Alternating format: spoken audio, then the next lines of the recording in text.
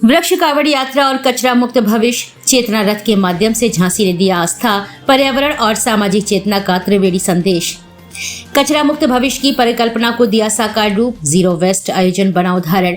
धार्मिक परंपरा से जोड़कर जन जन में जगाई प्रकृति रक्षा की जिम्मेदारी। प्लास्टिक असुर और धुआंसुर के प्रतीक पात्रों ने दिया कचरा और प्रदूषण के विरुद्ध सशक्त संदेश। आज जल जंगल जमीन संरक्षित करने के उद्देश्य से झांसी की पावन धरती एक नई क्रांति की साक्षी बनी, जहां श्रद्धा और पर्यावरण का ऐसा मिलन देखने को मिला जो आज के दौर में विरल है। सड़कें केवल यातायात की राह नहीं थी, वे बन गई थी सामाजिक चेतना की धड़कन। न हाथों में गंगा जल था, न सिर पर कलश। इस बार श्रद्धालुओं की कावड़ में सज रहे थे जीवनदायिनी पौधे, हरियाली के प्रतीक और भविष्य की सांसों के रक्षक। यह था दृश्य उस ऐतिहासिक वृक्ष कावड़ यात्रा और कचरा मुक्त भविष्य चेतना रथ का, जिसका आयोजन जिला जन कल्याण महासमिति झांसी एवं रानी झांसी फाउंडेशन के संयुक्त तत्वाधान में किया गया। और यात्रा का उद्देश्य था कचरा मुक्त भविष्य, स्वच्छ पर्यावरण और जन सहभागिता से प्रकृति की रक्षा और वन्य जीवों की सुरक्षा। धार्मिक स्वरूप और सामाजिक उत्तरदायित्व का यह संगम न केवल लोगों के मन को छू गया, बल्कि उनकी सोच में भी हरित परिवर्तन का बीज बो गया। कार्यक्रम संयोजक डॉक्टर जितेंद्र कुमार तिवारी ने कहा कि यह यात्रा केवल एक शोभा यात्रा नहीं थी, यह समाज की सोच में स्थायी परिवर्तन लाने का प्रयास है। हमने आस्था को माध्यम बनाया, लेकिन उद्देश्य केवल धार्मिक नहीं है, यह एक हरित आंदोलन का बीजारोपण है। पर्यावरण संरक्षण केवल भाषणों या अभियानों से नहीं होगा। जब तक हम इसे अपने जीवन, अपनी परंपराओं और अपनी भावनाओं से नहीं जोड़ेंगे। ये कावड़ यात्रा दरअसल हमारे भविष्य की सांसों की रक्षा यात्रा है।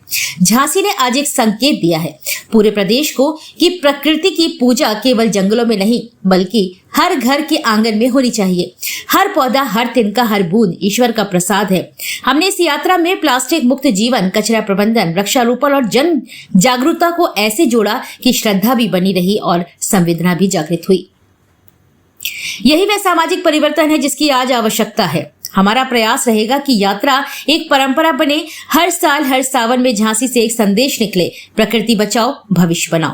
सामाजिक, सांस्कृतिक और पर्यावरणीय रंगों से सजी यात्रा। इस यात्रा में जन जागरूकता को रोचकता और प्रतीकों के साथ जन मन तक पहुंचाने का प्रयास किया गया है।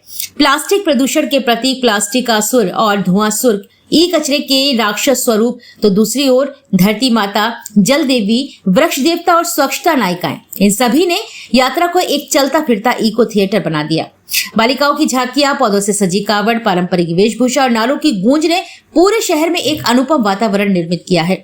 इस आयोजन में खास बात यह रही कि इसमें जीरो वेस्ट सिद्धांत को बताते हुए लोगों को प्रेरित किया गया है कि वे घर से पानी लाएं, पत्तों की थालियों में प्रसाद लें और आयोजन के बाद कचरे को अलग अलग सेग्रीगेट करें। इस प्रयास ने यह साबित कर दिया है कि साफ सुथरा आयोजन न केवल संभव है, बल्कि प्रेरक भी हो सकता है।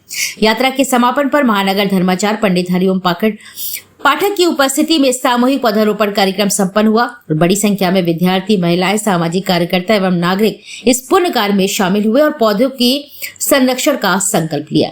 एक पेड़ मां के नाम, झांसी की पहल अब प्रदेश की प्रेरणा।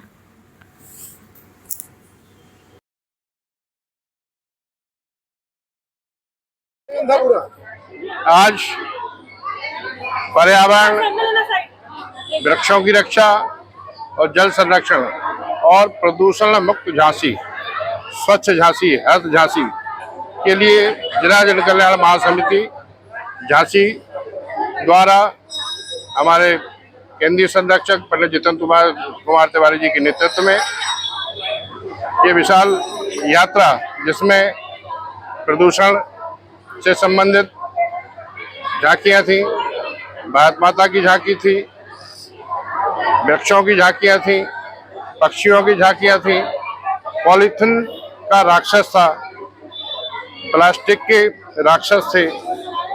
इस प्रकार से विभिन्न प्रकार के रूपों में विद्यालयों के विद्यार्थी थे, स्काउट के विद्यार्थी थे, बहनें माताएं थी हमारे साथ और गणमान्य नागरिक थे।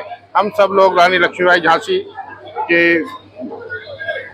किले की तलहटी से चल करके, लक्ष्मीबाई पार्क से चल करके सिद्धेश्वर मंदिर पे हम लोगों ने कांवड़ में वृक्ष कांवड़ ला करके भगवान सिद्धेश्वर को अर्पित किया है और भगवान से प्रार्थना की है कि सबको सद्बुद्धि दे, लोग अच्छे वृक्ष लगाएं, उनका पालन पोषण करें और हरित झांसी का सपना जन कल्याण महासमिति का पूरा हो। स्वच्छता का सपना हमारा पूरा हो गया है। झांसी ने बहुत ऊंचाई की छलांग लगाई है इस बार, उसके लिए पूरे झांसी वासियों को बहुत बहुत आभार। बस एक ही है कि हम हरित झांसी अब कैसे बना सकते हैं और स्वच्छ झांसी कैसे बनाए रख सकते हैं, इसके लिए अभियान। इस तरह की रैलियां निकालते हैं, आयोजन कर रहे हैं, फिर भी प्रशासन द्वारा आप कहीं पे कोई कार्रवाई नहीं की जा रही है। पॉलीथीन और प्लास्टिक बाजार में बराबर आ रही है, इसके लिए क्या करें? देखिए, ये प्रशासन के प्रश्न हो सकते हैं। हम लोग तो प्रयास करते हैं। कल प्रशासन ने कहीं छापा डाला है, अखबार में छापा था। आज प्रशासन भी लगा रहता है, लेकिन ये कहीं ना कहीं आप जब जो कहना चाहते हो, कहीं ना कहीं ये कमी है कि इतनी सतर्कता है, इतनी जागरूकता है, उसके बावजूद भी प्रतिबंधित पॉलीथिन बाजार में उपलब्ध है। प्रतिबंधित पॉलीथिन किसी भी तरह बंद होना चाहिए। इसलिए हमारी सबसे प्रार्थना है और आपका सहयोग है। मीडिया के लिए हम बहुत बहुत आभारी हैं। झांसी की मीडिया निरंतर स्वच्छता और पर्यावरण के लिए पूरी जनता के साथ रात दिन खड़ी रहती है, जिसका परिणाम है कि आज झांसी इतनी ऊंचाई पर पहुंची है। भारत में बड़ा ऊंचा स्थान प्राप्त करके झांसी का गौरव प्राप्त हुआ है। जय श्री राम।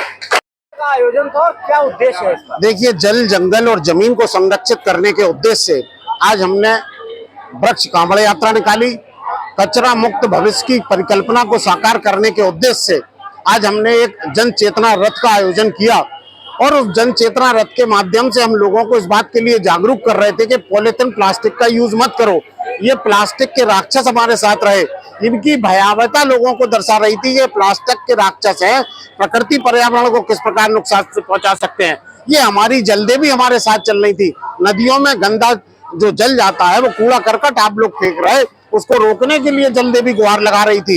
ये वनदेवी भी हमारे साथ थी कि वनों को मत काटो। हमारे साथ बहुत सारे वन्य जीव थे, कोई गिद्ध बना था, कोई कौवा बना था, कोई चिड़िया बना था। वो बता रहे थे कि यदि आपने जंगलों को नष्ट कर दिया तो हम कहाँ रहेंगे, हमारा क्या होगा। जल, जंगल और जमीन को आप लोग संरक्षित कर दिए। जिला जन कल्याण महासमिति और रानी झांसी फाउंडेशन के तत्वावधान में पिछले 15 वर्षों से हम लोग कचरा प्रबंधन और अन्य पर्यावरण के विषयों को लेकर जन चेतना का अभियान चला रहे हैं। इसी श्रृंखला में आज हमने एक ये अनूठी यात्रा निकाली। मैं बता दूं, ये धुआं राज हम लोगों के साथ चल रहा था, जो धुआं निकाल के बता रहा था कि पॉल्यूशन मत करिए। ये राक्षस देखिए कितनी भयावह स्थिति में है। प्लास्टिक का राक्षस है ये बता रहा था कि पॉलीथिन, प्लास्टिक का उपयोग न सिर्फ मनुष्यों के लिए बल्कि उन वन्य जीवों के लिए भी, गाय माता के लिए भी नुकसानदायक है। और वो जीव जंतु हमारे साथ चल रहे थे।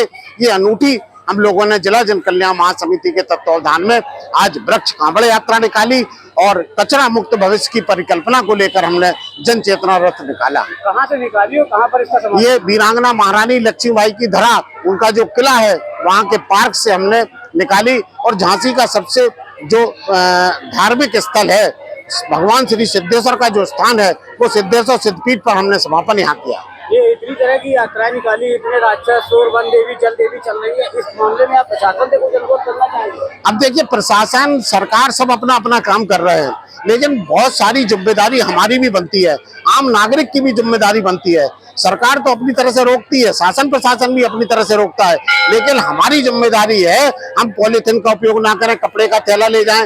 हम यदि बहुत आवश्यकता पड़ रही और एक वृक्ष काटना पड़ रहा, तो हम ये सोचें कि हमें 10 पेड़ लगाना है, तो पर्यावरण का संरक्षण तभी होगा। हम प्रायः पेड़ लगा देते हैं, लेकिन उन पेड़ों को संरक्षित करने का काम नहीं करते। बहुत पाप है, मैं बता दूं आपको। जिस तरह से यदि आप बच्चा पैदा करके सड़क पर छोड़ देंगे तो कितना पाप लगेगा, उसी तरह यदि आपने एक पौधारोपण करके उसको संरक्षित नहीं किया तो उसका भी आपको निश्चित तौर पर बहुत पाप लगेगा। ये जन जागरूकता हम लोगों के अंदर फैला रहे हैं कि पौधारोपण करिए और उन पौधों को बहुत सुंदर पेड़